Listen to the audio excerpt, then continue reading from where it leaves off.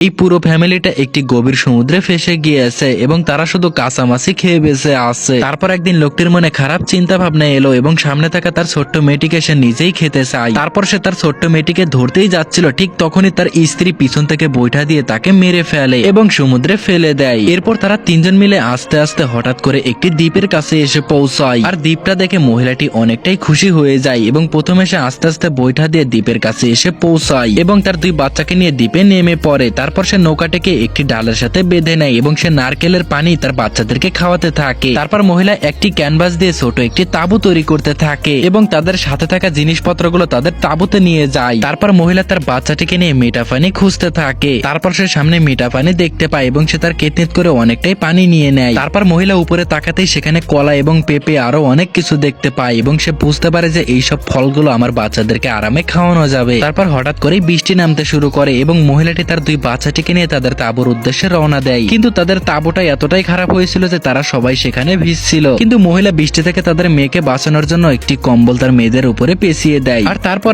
তারপর তারা এখানেই প্রত্যেকটা দিন এভাবেই কাটাতে থাকে। কিন্তু বন্ধুরা, এরা কি আদৌ এই দ্বীপ থেকে বের হতে পেরেছিল? এই ভিডিওর পার্ট 2 দেখার জন্য এই ভিডিওতে একটা লাইক দিয়ে চ্যানেলটি সাবস্ক্রাইব করুন।